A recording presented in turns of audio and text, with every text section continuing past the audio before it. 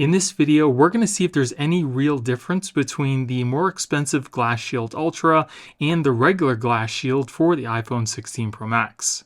The Glass Shield seems to be a pretty regular tempered glass screen protector that seems to only have an anti-fingerprint coating, whereas the Glass Shield Ultra has anti-reflective technology. It's got reinforced edges as well as anti-fingerprint and antimicrobial coatings.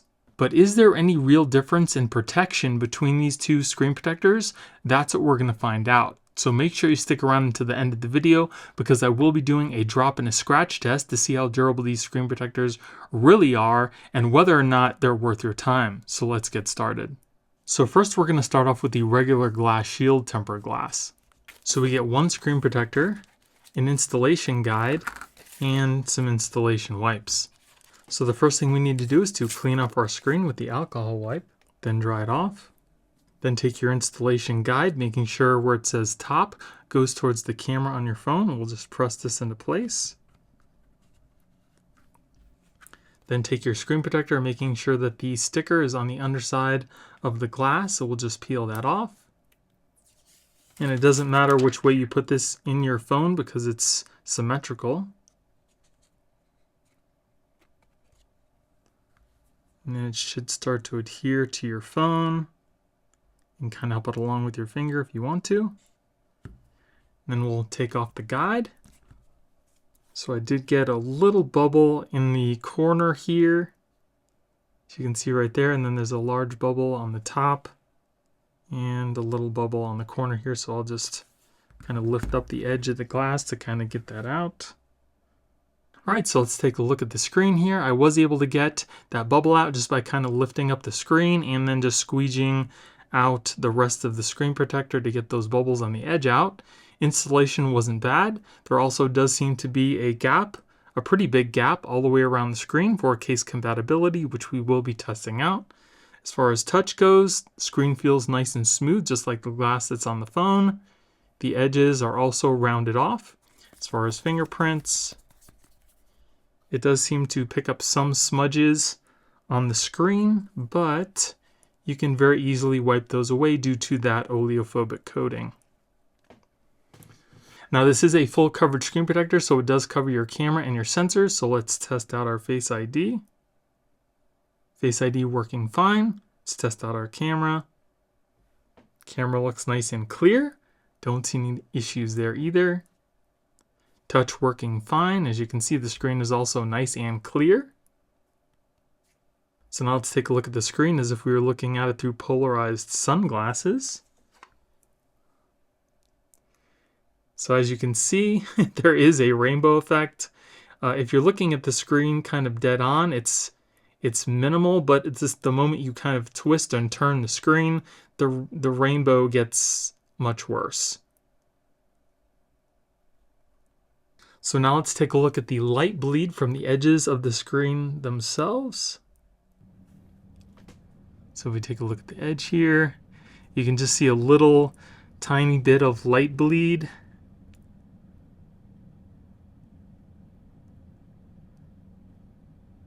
You can see it right there, kind of through the edge. And then on the other side here, you can see it there as well. It's a lot more, it seems like it's a lot more prominent on the other side. So it's definitely not perfectly cut out for the phone. Then let's put it in our case. So here it is in the UAG Pathfinder case. It does seem to fit perfectly. There's still a slight gap on the bottom, very small on the top and very slight on the edges, but I don't see any lifting, any bubbles, anything like that. So if you're using a UAG case, it should fit your phone perfectly. If you're using other phone cases, it may or may not fit because the gaps around the case they're very slim. So again, the only way to test it out is to actually try it with the case you're going to be using. So this screen protector does not have any anti-reflective coatings on it. So you can see how it reflects my studio light pretty strong inside the glass.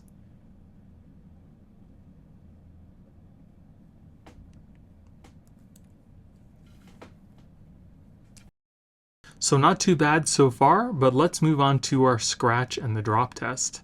So we're going to start off our test by dropping a 2.4 ounce steel metal ball at a starting height of 2 feet. If the screen protector doesn't crack, we'll move it up foot by foot until it eventually does. So here we go at 2 feet.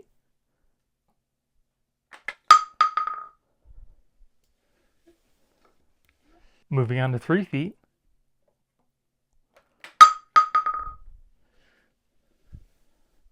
4 feet. 4 feet. So this screen protector lasted up until a 4-foot drop. Now let's move on to the scratch test. So regular tempered glass starts to scratch around a Mohs hardness number 6. So we're going to start off with a number 5. And we'll move on to a number 6. And then finally a number 7. So if you take a closer look, you can see there are no scratches at the number 5. There are slight at a number 6 and a little deeper at a number 7. So scratch resistance is standard for tempered glass. So installation for the screen protector was pretty easy. Even though there were a few bubbles, I was able to get them out. It may or may not be case friendly with the case you're going to be using. It lasted up until a 4-foot drop, and scratch resistance is standard for tempered glass. And then here we have UAG's Glass Shield Ultra. This screen protector has anti-reflective coatings, reinforced edges, anti-fingerprint, and antimicrobial coatings as well. Now we're going to test out the UAG Glass Shield Ultra. So again, we get one screen protector, an installation guide, and an installation packet. So first we'll clean off our screen with our alcohol wipe, then we'll dry it off. Then take your installation guide, making sure that the top is going towards the camera on your phone. We'll press this into place.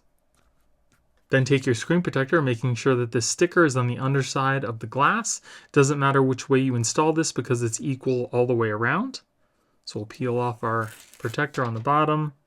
Then we'll place this inside the guide just like this. And then kind of just run your finger down the side so it can install on your screen. It did get a little caught on the edge of this guide here, so I'm going to have to lift up the guide. You can see the large bubble right there. It got caught up on the edge, so I'm going to lift up the protector to release that bubble. And there we go. So it does look like I got a little bit of dust underneath the screen, of course. So we'll try to get that out really quick. Alright, so I was able to get out most of the dust with the dust sticker by gently lifting up on the glass, but the alignment for the glass does seem to be pretty off because there's a pretty large gap on the right side here and not as much on the left. So that's going to be a big issue for when we're doing the light bleed test because there's going to be probably a lot of light coming out from the side of this glass. So that's definitely not good, especially because I didn't align it. We used the guide and this is how it came out. So there is a fairly large gap on the top, the side, and the bottom. Not so much on the left side here. The glass is rounded off. As far as touch, it's nice and smooth, just like the glasses on the phone. And then as far as fingerprints goes, it does have the anti-fingerprint coating, but as you can see, there are smudges on the glass, but you can very easily just wipe those away. Now this is a full coverage screen protector, so it does cover your camera and your sensors at the top. So let's test out our Face ID.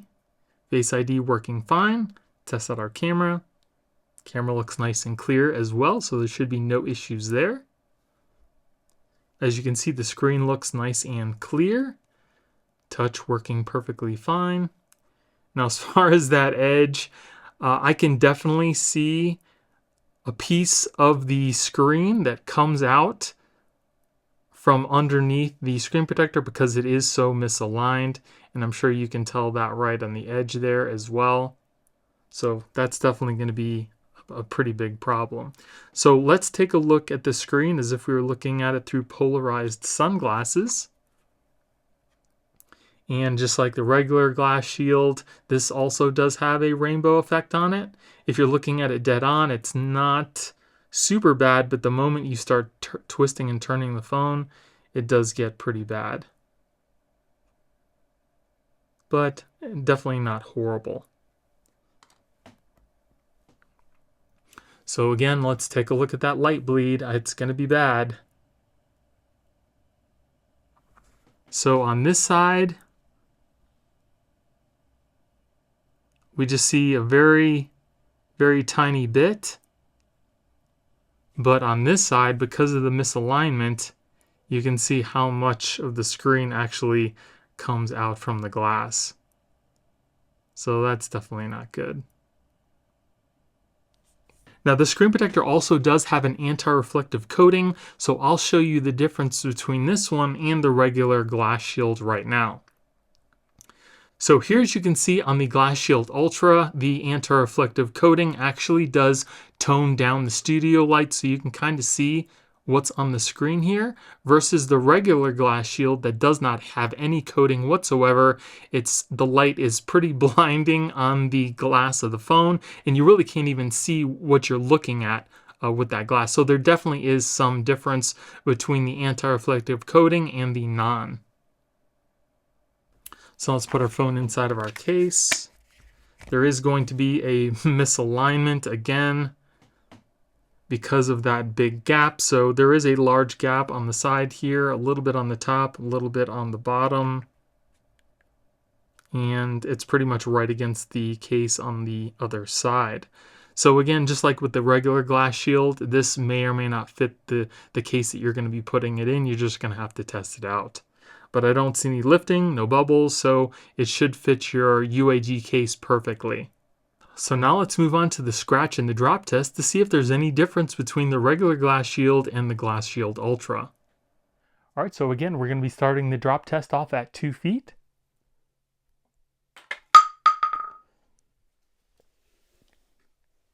Moving on to 3 feet.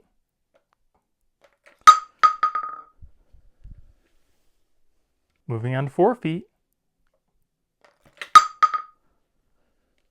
4 feet. All right, so this screen protector lasted up to a 4-foot drop, just like the regular Glass Shield. So it doesn't seem like there's any difference in drop protection. So let's move on to the scratch resistance to see if there's any difference there. So we're going to be starting off with a number 5. And we'll move on to a number 6. And then finally a number 7. So if we take a closer look, you can see that there are no scratches at the number 5. There are slight at a number 6 and just a little bit more at a number 7. So scratch resistance seems to be standard for tempered glass. So installation for the screen protector could have been better. As you saw from the video, there was a misalignment of the glass on the phone, which does make a big difference. And also, it may or may not be case friendly with most cases. It lasted up until a 4-foot drop, and scratch resistance is pretty standard for tempered glass. So as you saw from the drop test, there is absolutely no difference in drop protection between the regular Glass Shield and the Glass Shield Ultra. There may be a slight difference in scratch resistance. I think on the Glass Shield Ultra, the scratches might have been just a tad bit less, but I don't know that it's going to be that much difference between getting that and the regular Glass Shield as far as price goes. And the only other good thing that I saw about the Glass Shield Ultra was the anti-reflective coating. So if you don't really care about that anti-reflective coating, I would just get the cheaper Glass Shield and save a little bit of money. Now, if you guys do want to pick either one of these screen protectors up, I will be putting product links in the video description. And if you guys enjoyed the video, it would really help out my channel if you gave me a thumbs up and consider subscribing. Thank you all for watching. I hope you have a great day, and I'll see you in the next one.